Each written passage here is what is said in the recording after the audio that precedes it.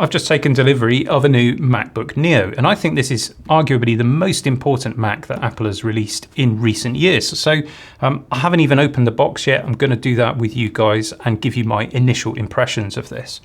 Now, over the years, I've probably bought and unboxed hundreds of different Macs, mainly for business.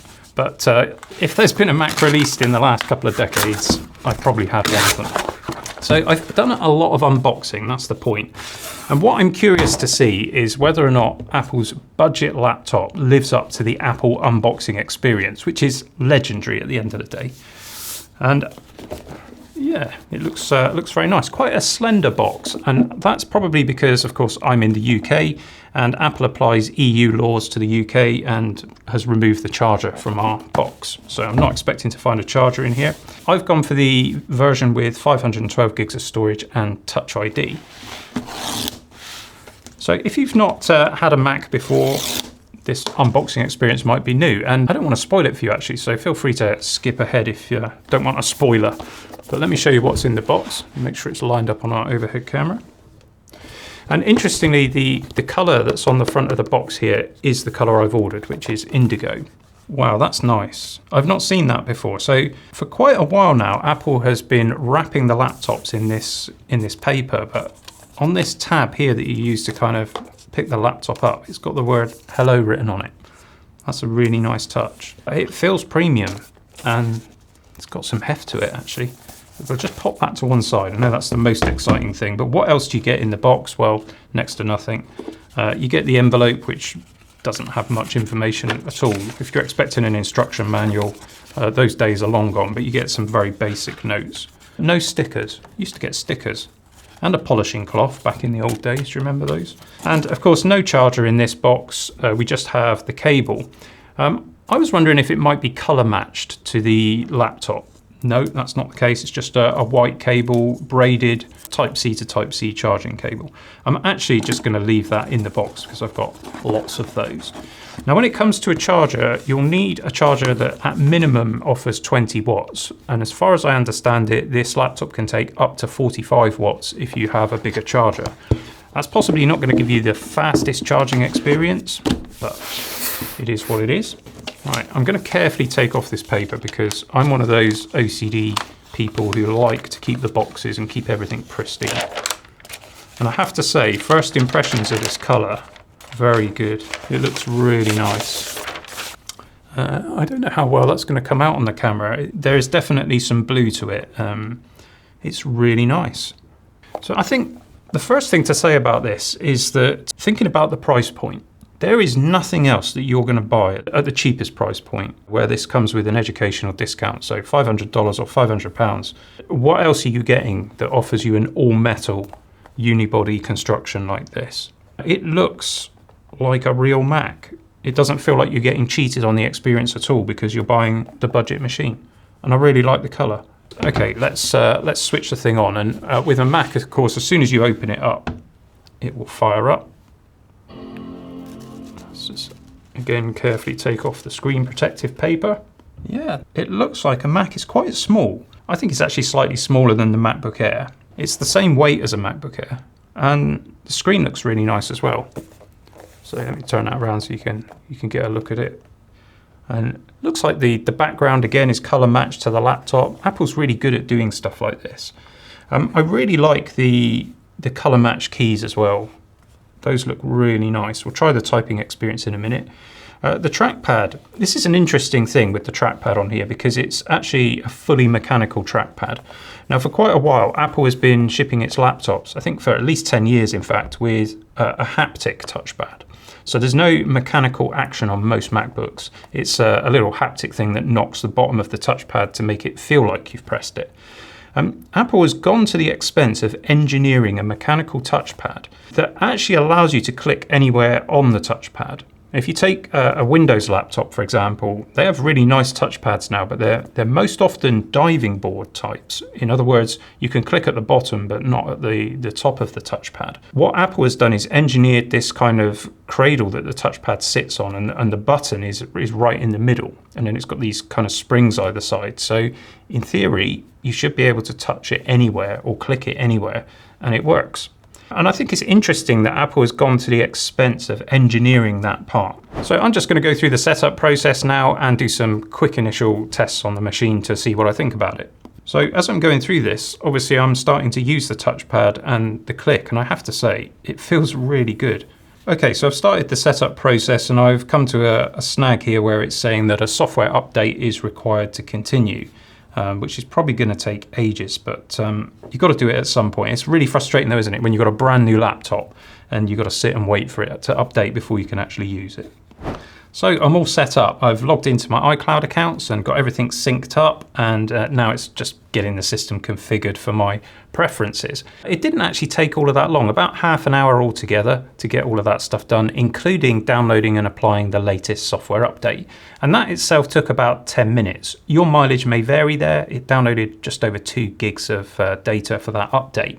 Overall, the experience is pretty good. If you're new to Mac and you're used to setting up Windows machines, particularly at this kind of price point, I think you'll be used to spending a lot longer on your initial setup. If you're unfamiliar with Mac, you might go through setting up things like Siri and Apple Pay. I didn't bother setting up Apple Pay at this point, but I did set up my TouchID.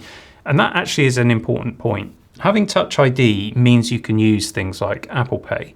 And also, when you're logging into websites or you're using Apple's password manager or you're installing software, instead of typing in your password on the machine, you can just use your fingerprint.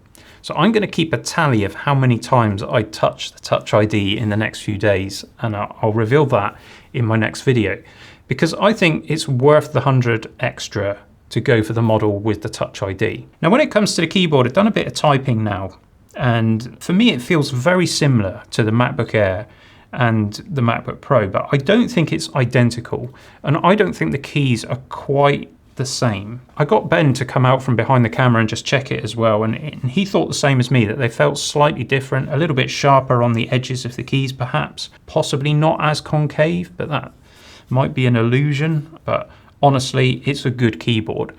I'd say, again, if you're coming from the Windows environment, I prefer the keyboard on my Lenovo laptop to this, but it's still a really good keyboard. You're going to enjoy typing on it. And the trackpad, as I've already said, I think that's really good. You don't have to click. You can set up tap to click, obviously, but the click feels reassuring, and you can indeed click anywhere on the trackpad.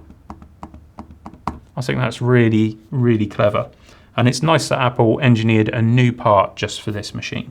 Something else I did, I quickly downloaded Geekbench and ran a CPU test, but the results I'm getting, well, you can see them here on the screen. These are too low for this machine. They don't look right, especially that single core score. And I think this is because, of course, macOS has only just installed, so it's probably doing some background tasks. We need to let that finish before we do in-depth testing. And I wasn't really planning to do in-depth testing in this video anyway. That will come in the next video. So I'll give it a few hours of general usage before I actually run these tests. And there's quite a few other things that I want to try out as well, like the speed of the USB ports and how those work with external storage and monitors. Anyway, if you want to see that in-depth testing, well, you know the score. If you hit the subscribe button and the notification bell, then you can join us for that. And now it's just time to tell you about this video's sponsor, which is me. Yeah, nobody. We don't do sponsorships on this channel, which is another reason why you might want to subscribe. I'm interested in testing out the speakers on this thing. So I've just got some royalty-free music that we can play here. Let's put on this track, Mellow Bop. That sounds interesting.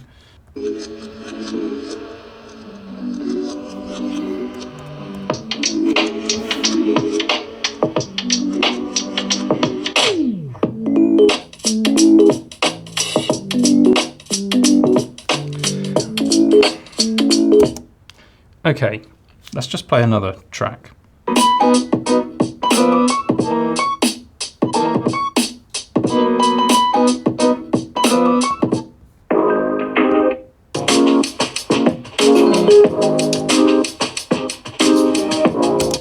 I would describe those speakers as adequate, and that's kind of disappointing because almost every Apple laptop in the past, I'm going to say decade at least, has had really good speakers. Most of them have, possibly not the 12-inch MacBook, but most of the others have had really good speakers, and the MacBook Air has really good speakers.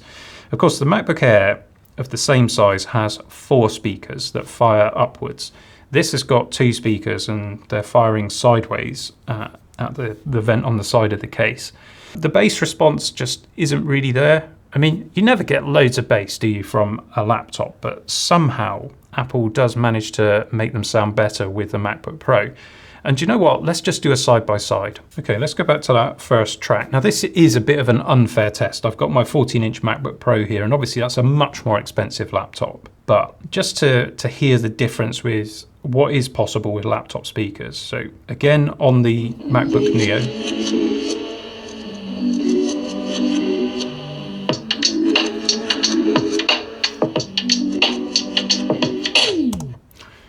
Let's do it on this one.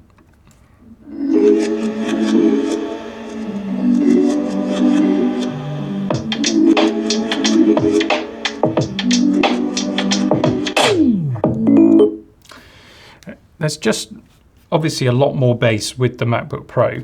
And even if you were listening to this on an iPad, like an iPad Pro, it would sound fuller. This doesn't sound particularly full. It's quite strident in the midtones. However, obviously we have to think about the price point of this machine and set our expectations accordingly.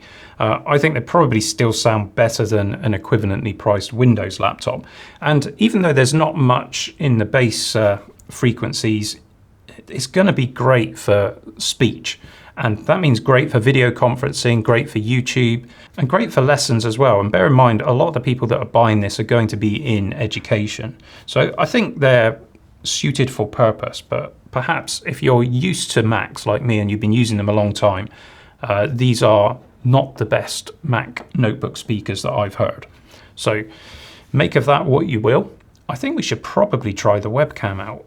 Okay, so I've just started FaceTime so that we can look at the web camera quality, and I'm recording the screen. You can see it's actually doing a pretty good job. This is actually a notoriously difficult location to get a decent webcam picture in this studio with all the lights that are going on, and I think it's done a pretty good job of that.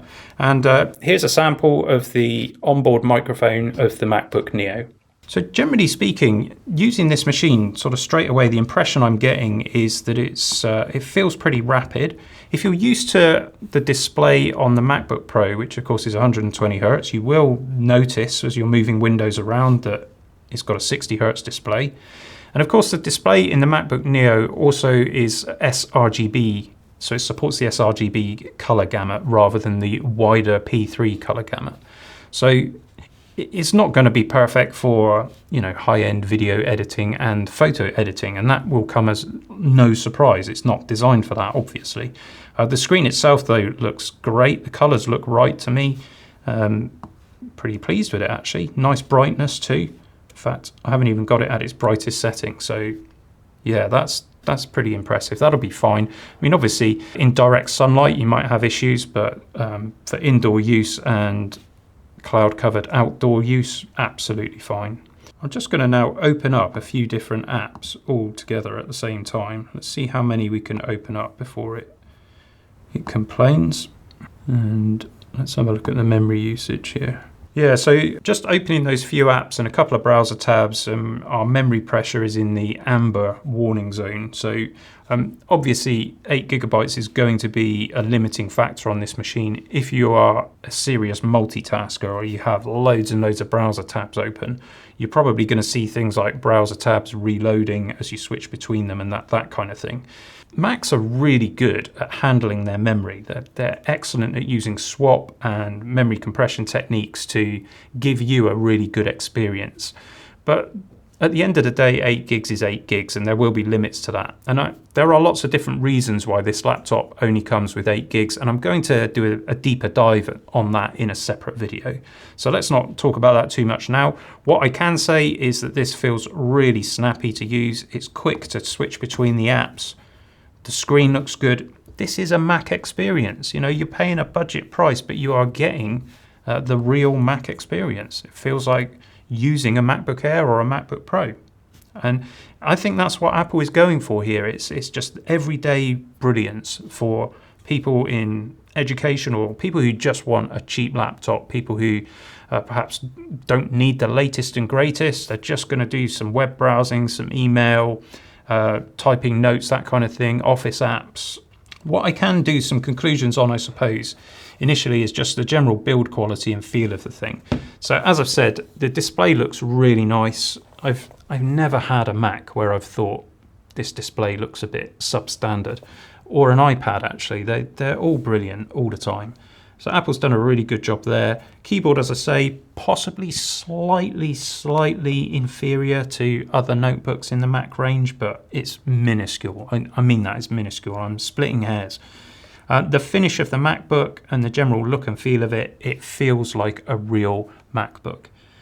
And that is both a good thing and a bad thing. So if you consider some of the people that are going to be going for this machine, which is education market, what might they be using at the moment instead of this? I mean, they could be on a used MacBook, of course, but cheaper laptops like Chromebooks and Windows laptops in this price range are typically made of plastic.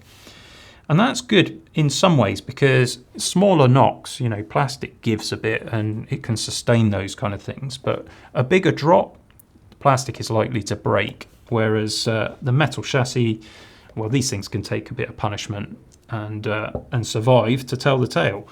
However, the downside to them is those smaller knocks will show up very quickly, particularly with these anodized aluminium finishes. And you've got these kind of sharp edges that you have on all MacBooks, and obviously if you smack that with something, you'll get a dink.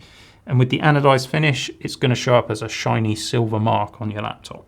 I think in the education arena, especially, these things will start looking tatty pretty quickly. That said, looks lovely. If you can keep it nice and fresh, it's a lovely looking thing. And I have to say, it's not picking up fingerprints either, which is more than can be said for a lot of metal laptops. In fact, I think that's actually superior to the last MacBook Air that I had. So there you go. It's a cheap MacBook, but it's a real MacBook. You get proper premium Apple packaging and unboxing experience. It's a proper macOS experience, but without the price tag. Well done, Apple. Yeah, really good first impressions on this. As I say, we'll get on to doing the more in-depth testing. I'm going to start on that right away, so please hit the subscribe button and come back and see me again for some more Apple MacBook Neo related geekery.